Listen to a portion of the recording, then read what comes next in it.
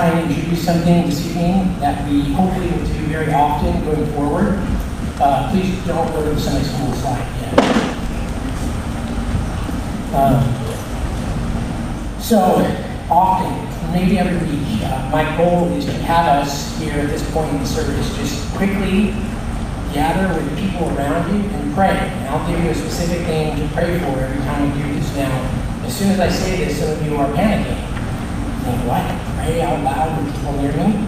So, if you are a member at TIF, it's your job to help the visitors and the newcomers and maybe the people who don't know what we're doing as well feel comfortable around you. So grab a few people, 2 or 3, 4, doesn't really matter the size, and we'll just turn towards one another and we'll pray, just not necessarily in an order, just in your group quietly, one at a time.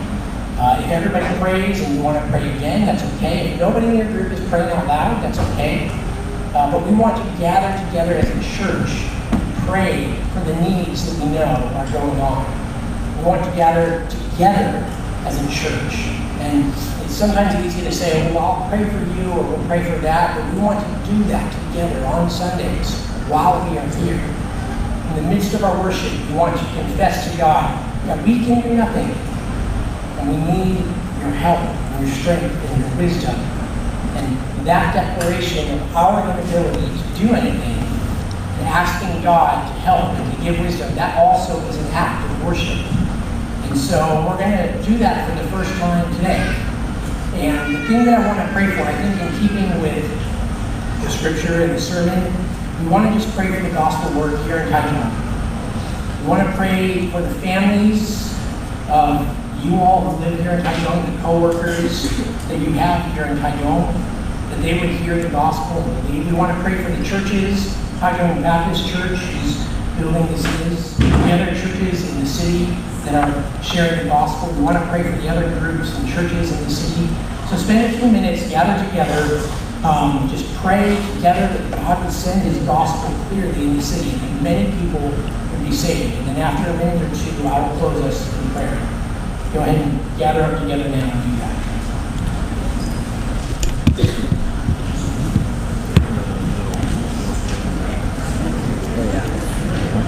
I'll just do it full screen.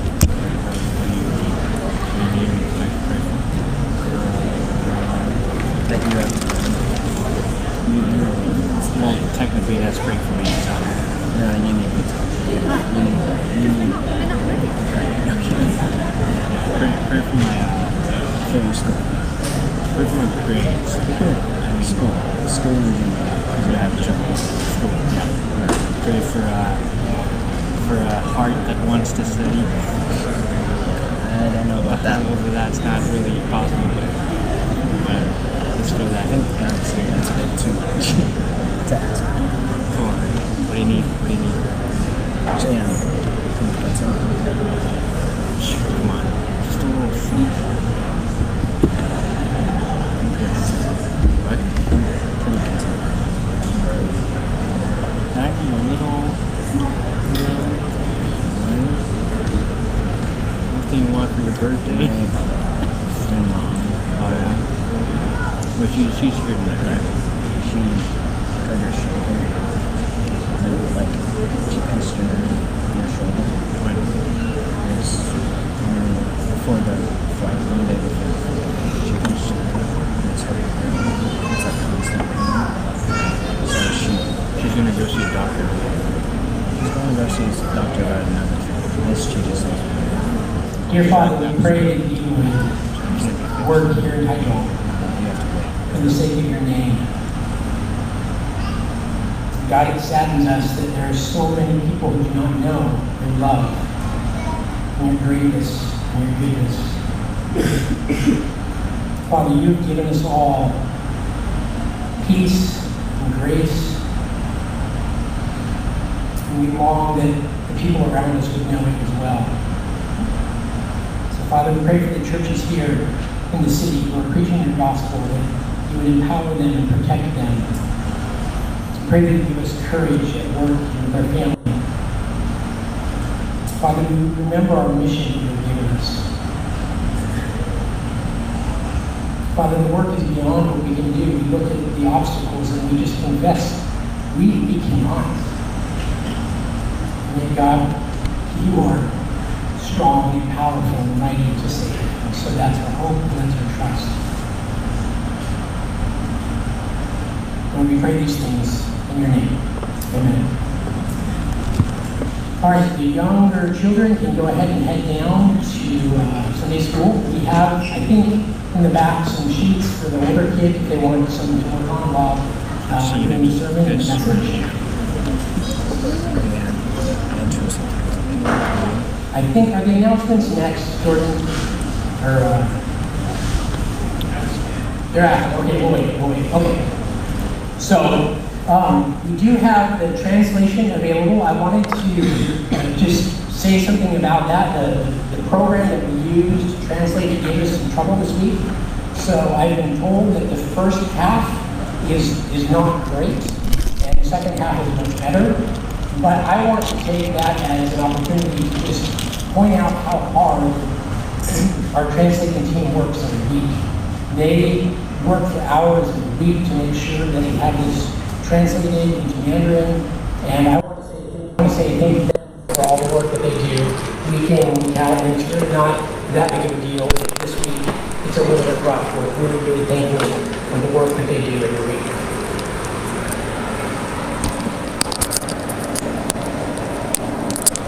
All right, I want to also say thank you to the people who served over the summer, especially those who filled in preaching while Todd and I were gone.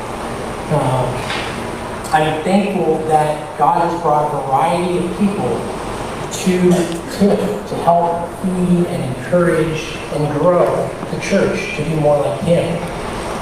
Just a reminder, and I'm so thankful for this, that it's true. This is God's church. This is Jesus' church, right? TIFF exists to serve and honor and exalt Jesus Christ. And it's our goal to know Him and to make Him known.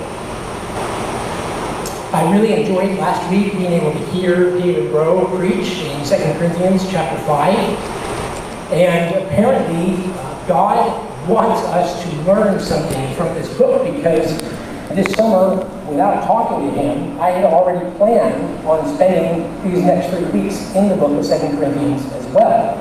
And I was going to start at the beginning and work towards chapter 5. But since David already spent 2 weeks in chapter 5, we're going to use what he said as the foundation, and we're going to kind of pick some things out at the beginning of the book that reinforce what he talked about. So I believe that God wants us to hear something about our mission. We're not done with that talk. Last week, David talked about the mission that we have, and that is to be ambassadors of Christ. And I think God wants us to really, as a church, grab onto something about being His ambassadors here in Hydro and wherever He takes us. So I am so encouraged that God is working in and through us. And will you take a minute with me now as we start our study in 2 Corinthians and pray with me? And let's ask God to speak to us and to open our eyes. God, I pray that you would be strong today, strong to overcome our doubts and our distractions. God, strong to overcome our fear. Father, I pray that you would open our eyes so that we would see wonderful things in your word. God, I pray that you be stronger than my voice, which has been failing this week. I'm thankful, Lord, that when we are weak, you are very strong. God, I'm thankful that the growth of this church does not depend on things like the clarity of one person's voice, but rather the clarity of your word, the power of your gospel, the ability of your Holy Spirit to work in us, to change, to grow. God, those are the things that we set our hope in. Even now, as we study, Lord, would you help us to see clearly what you have to say to us, and then give us strength to obey it as we go out. We ask these things in Jesus' name.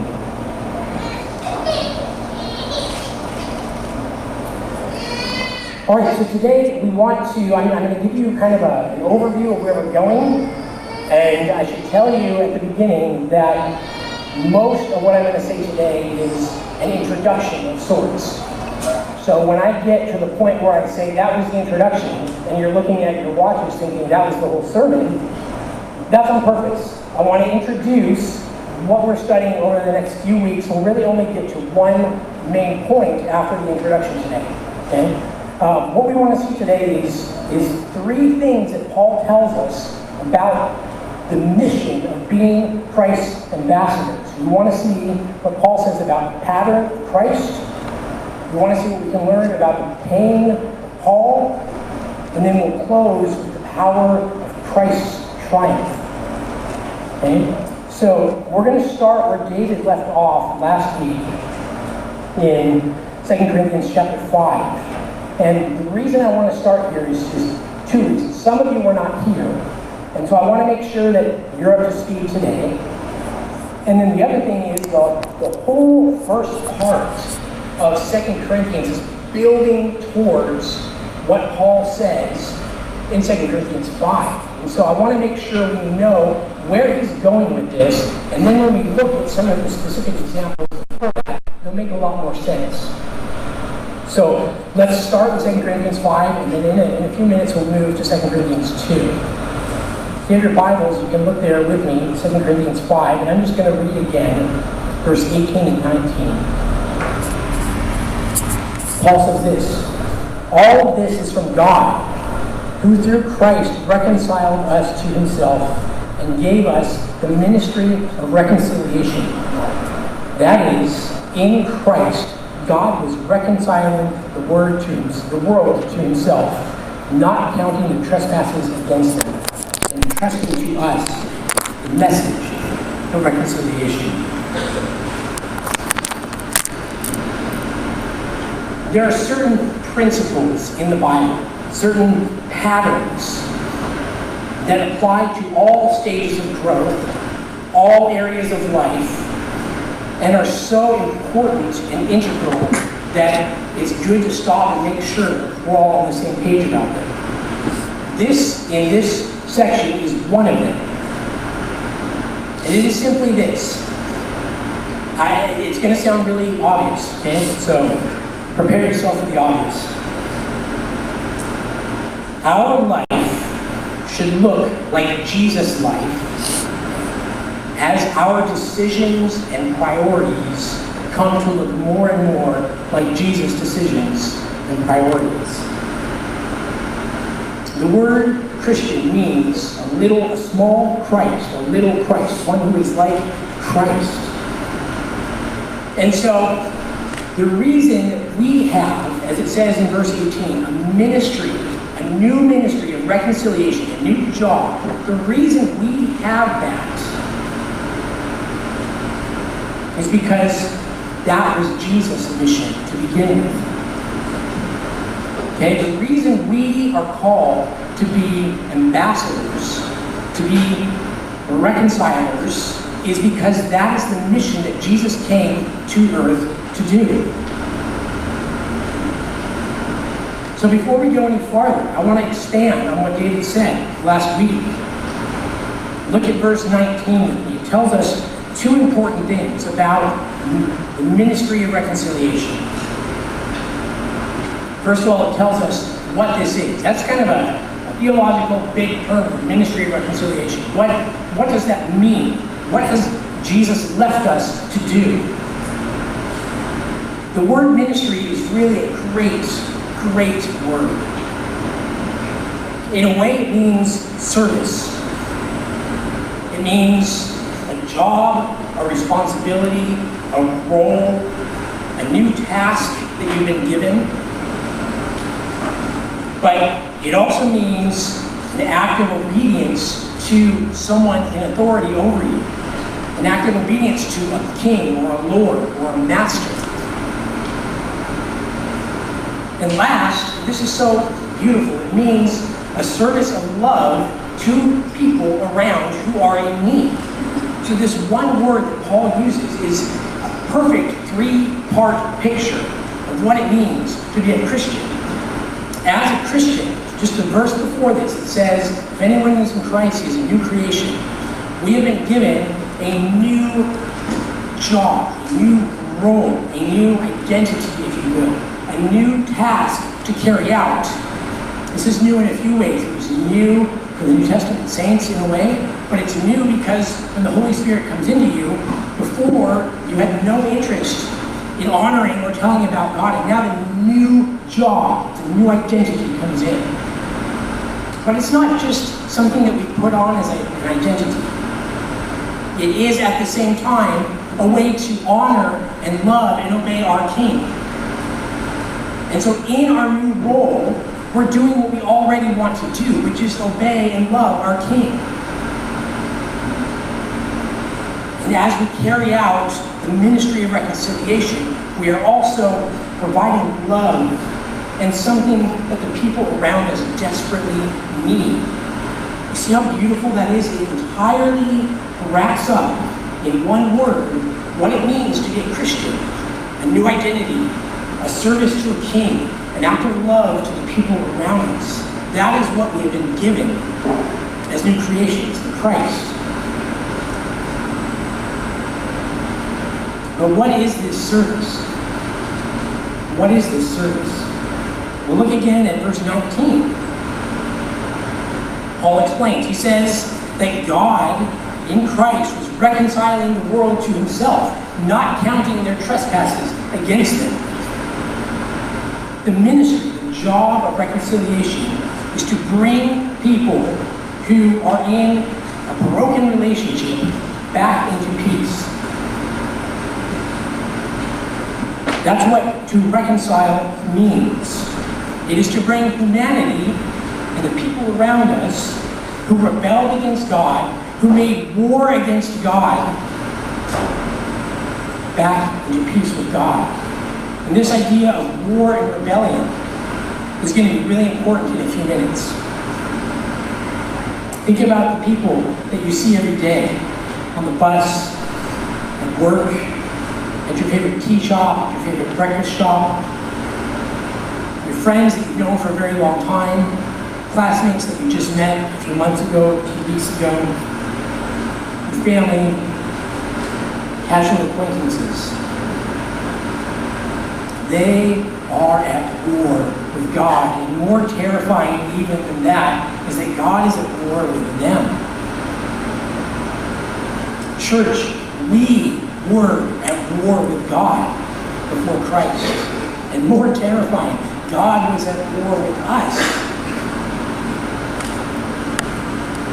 Our mission, the mission that Jesus has left, David talked about last week, is to bring people back into peace with God. But we see something else in verse 19. It's really important, not just what the ministry is. We see that this mission is God's mission already. It's our mission because it's God's mission. It says God was in Christ reconciling the world to himself. Was in Christ. God was already doing this, has already been doing this. This is really important. Okay, sometimes maybe parents, you know, it's actually probably children, you know this better. You have a parent who doesn't want to do something. Maybe the parent doesn't want to take the trash out, go stand on the street and wait for the truck to come by. Or maybe the parent doesn't want to sweep the floor, but it's a mess. So he or she tells the kids, okay, you go do it. I don't want to do it, you do it. I've never done this, by the way. Okay? They make their children do something different than what they wanted to do. This is not how it is with God and his mission. He did not leave us the ministry of reconciliation because he didn't want to do it anymore. He didn't leave us the ministry of reconciliation because he couldn't do it. It's not that he was unable to do it. God is not weak. He doesn't need to get a whole bunch of people around him to make sure that his plans happen.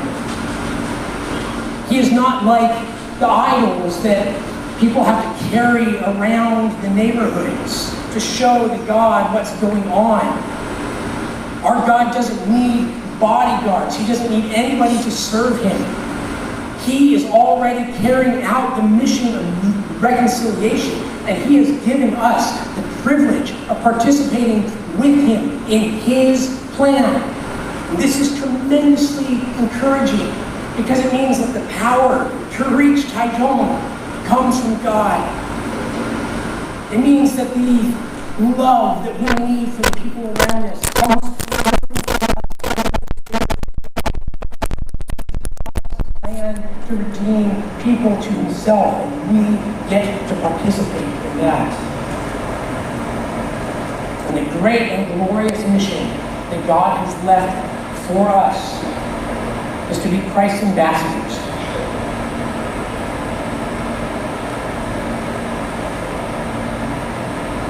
I said earlier that the word Christian means one who is like Christ, a little Christ. And Paul knows this. In fact, look back at chapter 3 of the same book, 2 Corinthians 3:18. Paul says this, we all with unveiled face, beholding the glory of the Lord, are being transformed into the same image from one degree of glory to another. We are being transformed. Christian, you are being transformed to look like something. There's a blueprint. The blueprint is Jesus Christ. Now, it's not that we are all somehow being absorbed